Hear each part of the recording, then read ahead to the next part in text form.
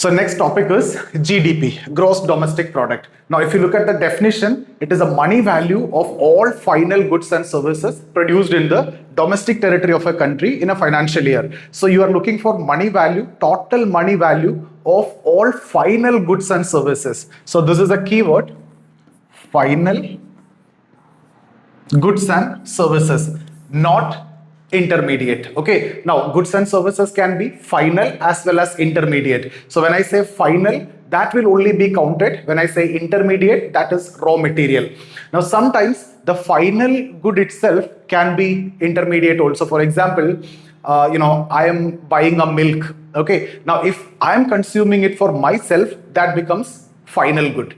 Right? And if I am making tea with milk, then milk is going to be raw material. So then that is going to be intermediate good. So I hope you got the difference, final and intermediate. Intermediate won't be added because that will lead to double counting. So to avoid double counting, we won't add the intermediate good, only final good. So that is goods and services. So it is a money value of final goods and services, total money value of all final goods and services produced in the domestic territory of a country in a financial year. So this is the first point, final goods and services. Now goods and services, it can be final, intermediate.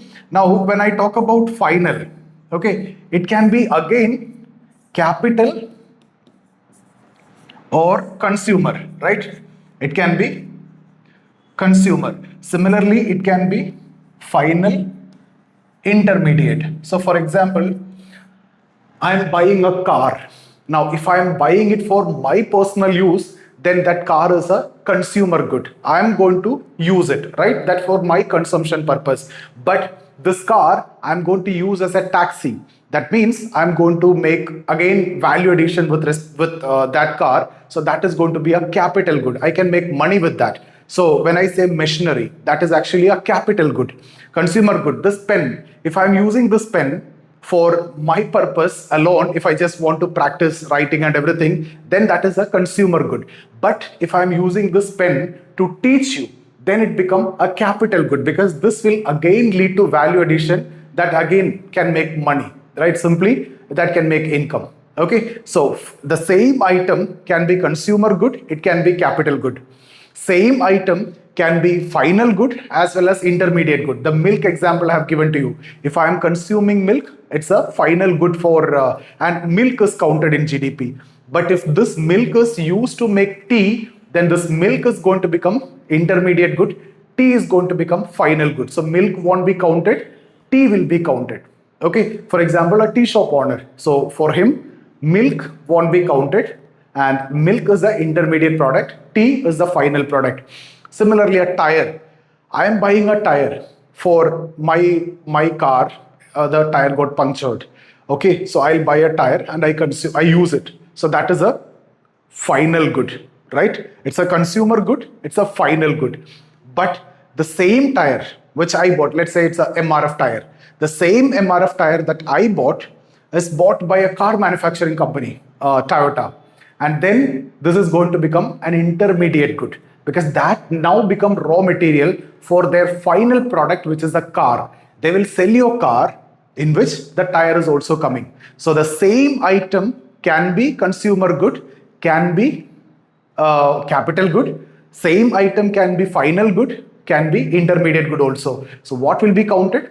Final good as will be counted. So I hope that is very clear. So that is why final goods and services also, not only goods, services also. Like you are going to hospital, there you will have a registration, then you will have a doctor's consultation, then you will have the lab test and everything, and then in the pharmacy also you will pay. So all these are your final services, which is given by the hospital, right? Others are intermediate. So the final goods and services, that part is very clear. Now the next is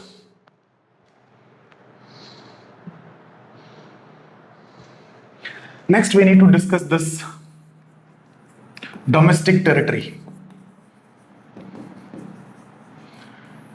So the final goods and services produced in the domestic territory.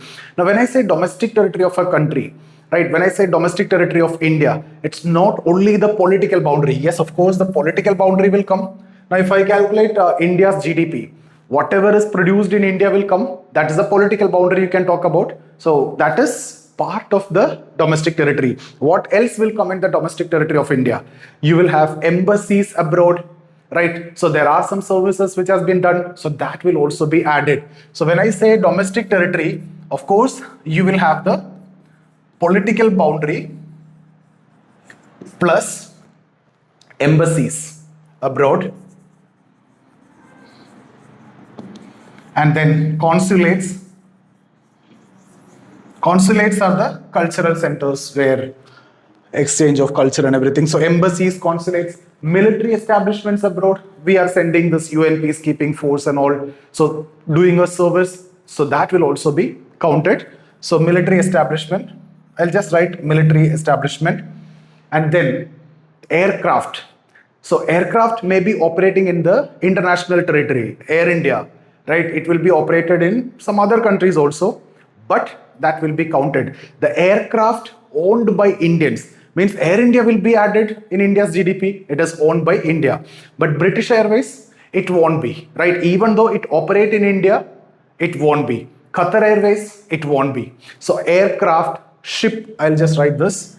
Aircraft, comma, ships, fishing vessels, okay, and then oil rigs, all these owned by Indians will be part of the domestic territory. So final goods and services you understood, final intermediate is clear, consumer capital is very clear. Now the domestic territory is also very clear. It is not only the political boundary, it is also including embassies, consulates, military establishments, and aircraft, ships, shipping vessels.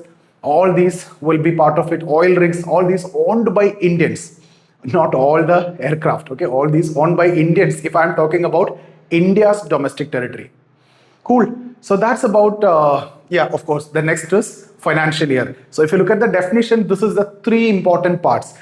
The GDP is the total value, total money value of all final goods and services produced in domestic territory of a country in a financial year. So final goods and services we understood, domestic territory we understood. Now the financial year, that is nothing but April 1st to March 31st. And that again will have 4 quarters, April, May, June. So April 1st to June 31st, that's your first quarter. And July 1st, August, September 31st is your second quarter. October 1st to December 31st is your third quarter. And Jan 1st to March 31st is your fourth quarter. So the entire financial year means March 31 it is ending, April 1st it is starting. So April 1st to March 31.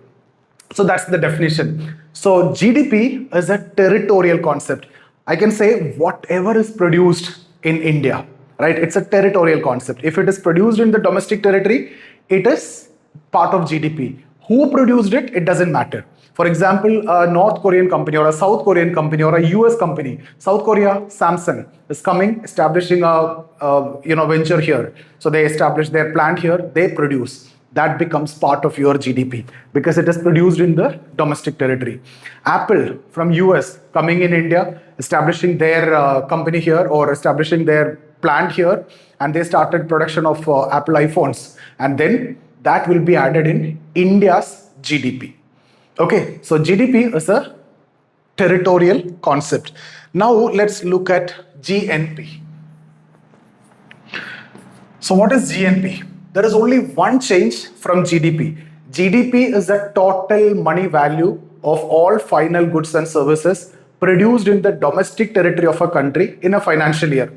In GNP also, it's exactly the same. There is only one change, that is the domestic territory will be changed and it will be the normal residents or the nationals. So it is nothing but the total money value of all final goods and services. This again the same, final goods and services. Earlier in GDP, produced in the domestic territory of a country, here produced by the normal residents. Normal residents. So this is a definition and you can understand it as nationals. National. So when I say India's GNP, whatever is produced by Indians, the nationals means Normal residents or the national means if India's GNP, whatever is produced by Indians, not the territorial concept. Previously in GDP, the question is where it is produced. In GNP, who produced it? Now, an Indian might be working abroad and he might have made his income from there. That will be part of GNP. US company coming to India and production here, that will be part of GDP but not GNP because it is produced by not the normal resident or not the national. So that will be a territorial concept. So US company, Apple coming to India, establish their plant, production, part of GDP but not GNP. Indian going abroad, establishing a company, making profits. So that is not part of GDP because it's in a different domestic territory, but it's part of GNP because it is produced by Indian. So GDP is a territorial concept. Question is where it produced. Is it in our domestic territory? When it comes to GNP, it's a national, who produced it? The question is who produced. If it is a national or if it is Indian, it's part of India's GDP. If it is someone who produced in India but he's a US citizen, then he'll be taking that away. So that's not part of your GNP. So GDP is a territorial concept where the question is where it produced. GNP, the question is who produced it. I'll give you an example so that you will understand. So final goods and services produced by normal residents or nationals during a financial year. Rest of the things are same, just change domestic territory of a country to normal residents. Who produced to, now where it is produced to, who produced it. I'll give you 3 cases. Let's say A. 3 different types of income. A, B, C. A is the income produced by Indian from India. B, income produced by Indian from abroad. Okay. Now C is the income by foreigner from India. So let's say these 3 types of income. So here income by Indian, I am making some income from India. That's A. Someone else is making money from abroad, but he is again an Indian. See, it has to be national. Okay. From the domestic territory. So for example, the national producing from the domestic territory, but we are, for the understanding purpose, I'm talking about India. So Indian means national, domestic territory means India. Okay. So here this is national in a domestic territory, national from abroad, foreigner from domestic territory. That's how you need to take it if you are generalizing. Now what will be part of GNP? Question is who produced. India's GNP means Indians have to produce. So it will come. Income earned by Indian from abroad. India, income earned by Indian from abroad. Both are Indians. Income earned by Indians. Right? The question is where it produced, that is in GDP. Here who produced, who earned? Indian. So in GNP, it is A plus B. Indians earned. Indians earned from India will come. Indians earned from abroad will also come. Now GDP, it doesn't matter who earned. It matters where it produced. The domestic territory, right? That's a territorial concept. So it doesn't matter you created or foreigner produced or earned. It has to be here in India. So what matters is this one produced in India, this one. This won't come because this earned abroad. That's not part of your GDP. It has to be here. India's GDP, it has to be here. So A plus C. GDP equal to A plus C. Okay, so GDP is a territorial concept. Question is where it produced. Is it produced in India's domestic territory? That's part of India's GDP. It doesn't matter who produced it. It can be a foreigner, it can be a multinational company, it can be anyone. Now, when it comes to GNP, question is not where it produced or earned. Question is who produced it? In case of India's GNP, if Indians produced irrespective of the domestic territory, that is India's GNP. Now there is a relation between this. The relation is GDP plus net factor income from abroad is your GNP. This is a relation. If you need to get GNP from GDP, net factor income from abroad means you have to take the difference between income earned by Indians from abroad and foreigner earning from India. That difference you need to take. That means some income earned by foreigner in India, that will be taken out. They will take back to their territory, right? US citizen coming to India earned, he will take it back. Similarly, Indians earned in US, he will bring it back. So you need to take this difference. That is what net factor income from abroad. So you can add that net factor income from abroad to GDP, you will get GNP. It is nothing but, you see, what is GDP? A plus C. Now you add this difference, right? It is nothing but B minus C. So the C and C get cancelled out. Ultimately what you get?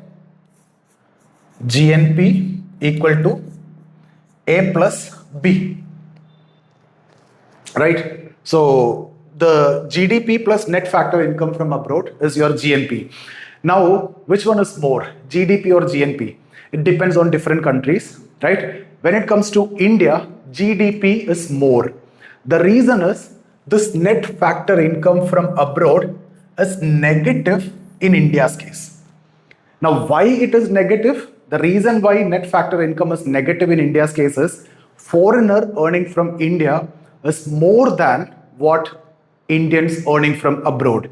So when you take that difference, net factor income from abroad, the difference is taking what is more? Foreigner earning from India is more. So when you take that difference, it is negative. So more outflow is there. So when you add GDP and NFIA, since this is negative, GNP will be less than NFIA. But if you look at the equation, you will see GNP is GDP plus NFIA. You think that GNP will be more, right? Because GDP plus something. But this plus something is actually negative. Since it is negative, in India's case, GDP is greater than GNP. Why? Because NFIA is negative. Why NFIA is negative? It is because the foreigner earning from India is more than Indian earning from abroad. So when you take that difference, that NFIA is becoming negative. Some other countries' case, it can be negative, it can be positive. So we cannot generalize that GDP is always bigger than GNP. In our case, it is GDP which is bigger. The reason is NFIA is negative in our case. Some other country, if you take, their NFIA may be positive. So for them, GNP can be bigger than GDP because their incoming will be more.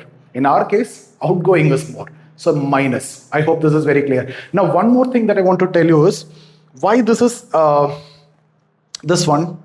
Why this is called as net factor income from abroad. Okay, let me talk about this. There are two types of inputs, right? Factor inputs and then non-factor inputs. Non-factor, this is your primary input, I would say, and this is your secondary input. This is nothing but your raw materials. Okay, so this is raw materials. Now, what is factor inputs? There are 4 factor inputs: land, labor, capital, and entrepreneurship. Okay, now listen. These are the 4 ways, these are the 4 inputs through which you can add value. When you add value, that's when income is earned. Now, land, you will get rent. The income from land is the rent. For example, this academy, the space is owned by someone, so you will have to pay the rent to that person. Similarly, I'm taking classes here, so for that, I'll be getting wages or salaries. So that is the labor. Wages or salaries, because I'm adding value. So whenever there is a value addition, that will add, right? That is how you earn income. Third, capital, this you will generate income in the form of interest. And finally, the entrepreneur, he will pay the rent, salaries, wages, interest, everything. Finally, he make what? If there is a profit, that's his income. Okay, if there is no profit, no income. So profit. Now these are the four ways. These are the four ways you can add value. These are the four ways you will make income. So four factor inputs, that is why factor income. So I hope now that is very clear why net factor income from abroad. So I repeat, GDP is a territorial concept. It is a money value of all final goods and services produced in a domestic territory of a country during a financial year. GNP, it's a concept based on nationals, citizens, right? So it is not a territorial concept. So in GDP, the question is where it produced. Is it in the domestic territory? Then that's part of GDP. It doesn't matter who produced, right? Is it produced in India? Irrespective of who produced, then it's India's GDP. Now, when it comes to GNP, who produced it? It doesn't matter where it produced. Is it produced by Indian? Even it can be in US, it can be in Africa, it can be in South Korea, it can be anywhere. Is it by Indian? Then it's India's GNP. So GDP, the asking question is where it is produced. In GNP, who produced it? So this is all about GDP and GNP. Final goods and services, I hope you are very clear. Final and intermediate. Intermediate we won't take to avoid the double counting. Same item can be final and consumer, but depending upon the situation, context, it will change. I've given you an example for tire. It can be consumer good, it can be intermediate also. If a car manufacturing company is buying a tire, but if I am buying a tire for my personal use, replacement of my car tire, it becomes final. Similarly, if I am buying milk, I consume it, that is a final product, final goods. But if a tea shop owner is buying a milk, that's a raw material, intermediate. Similarly, capital and consumer also. Same item can be capital as well as consumer. This pen, if I'm using for my personal use just to practice, for my kid to practice, my daughter to practice, then it is consumer good. But if I'm using it to teach you and adding value, then it is capital good. Okay, and then domestic territory, it is not only the political boundary, it also involves embassies, consulates, military establishments, and then aircraft, ships, fishing vessels, oil rigs, etc. owned by Indians will be coming there, right? Financial year, it is very clear. Then GNP, right? So all these are very clear. What is net factor income is also very clear. GDP, GNP difference is very clear. GNP equal to GDP plus something. So when I say GNP equal to GDP plus something, don't confuse that GNP is bigger. It can vary for different countries. For India, GDP is bigger because GDP plus net factor income from abroad. This net factor income from abroad is negative. Because of that, ultimately it is GDP minus that income. So GNP is lower than GDP. And why it is lower? Because the income going from here, the foreigners earning from India is higher than Indians earning from abroad. So that is why you check your GNP and GDP numbers. GNP is less than GDP.